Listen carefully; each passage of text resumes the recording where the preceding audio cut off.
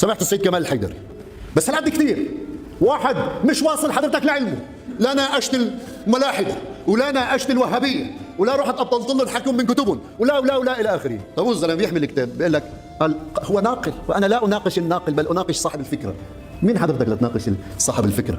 هو عم ينقل وعم بيناقش، انت عم بغض النظر عن نقاشه صائب او غير صائب. انت هذه الحمله لتسقيط العالم. ليش؟ لكن انتم اللي عم يطلعوا على الفضائيات بغالبيتهم عم بيشوهوا مذهب التشيع وخط اهل البيت. هو بس طلع لا قدر وهابي يناقشه ولا قدر ملحد يرد عليه ولا قدر ما بعرف شو. طيب تعالوا ناقشوه، انا بعمل لك روح وافقوا. بدكش تحبوا ما تحبوا ولا تقلدوا، بس مين اللي قال لك انه بيجوز لك هالشكل تسقطوا؟ بدي افهم انا هاي العاده اللي موجوده عند بعض الشيعة ليه؟ خصوصا المشايخ. ليه بس يكرهوا عالم من العلماء خصوصا اذا ما كان على مثل فكرهم ببلشوا تسقيط فيه؟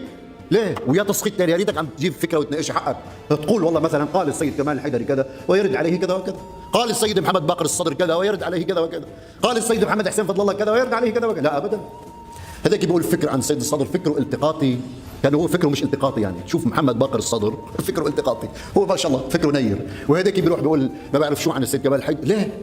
بعدين هذا المنع للسيد من ان يتكلم. ليش؟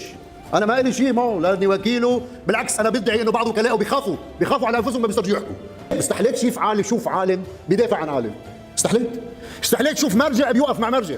يا اخي ليه؟ هو كره، هو خوف، هو شو؟ العالم مفروض ما يخاف من الفكره. ليش؟ لانه عنده دليل، واذا الاخر جاب فكره اخرى يا بيناقشه يا بيغير رايه. هذا معنى قول الحسين عليه السلام: العالم من دلائل العالم انتقاده لحديثه وعلمه بحقائق فنون النظر. دائما بيحرك فكره، دائما بيناقش، دائما بيراجع، مش العالم اللي بيتجمد على فكره وبصير يستعمل اسلوب تسقيط الاخر وتضليل الاخر والى اخره. هذا مش اسلوب. عندك دليل على انه جاي السيد الحيدري ليخرب المذهب الشيعي مثل ما قالوا عن السيد فضل الله، مثل ما قالوا عننا، مثل ما قالوا؟ تفضل قدم الدليل، جيب لنا دليل انه نحن متعاملين مع سفارات مثل ما بتقول حضرتك جايين نسقط المذهب الشيعي، واذا ما ثبت فانت كاذب. بس مشكلتهم وين؟ مشكلتهم لا علماء لانه مجمد عقولهم على فكر معين، هي واحد، واثنين ما عنده دليل على اسقاطك، وثلاثه رايحين جايبين روايه تدعم اكاذيبهم على الاخرين ونسبينا لرسول الله. كل مبتدع ابهتوه، اكذبوا عليه، زيدوا في شتمه. والله النبي بيحكي هيك؟ واذا في نبي بيعلم الناس على السب والشتم والكذب واللعن على الاخرين، ببطل النبي اصلا. النبي بيعلم على الاخلاق. انت بدك دليل، اعطيه الدليل. بحب له يؤمن؟ هلا ما بيحب له يؤمن بحفظ الله، ما هو بيتحمل مسؤوليه رايه قدام الله سبحانه وتعالى. شيء مؤسف دائما هذا التسقيط للعلماء. اذا انت عالم عن جد تمتلك راي، عندك حجه، عندك دليل، بتناقش وبتسقط الدليل بالدليل والحجه بالحجه.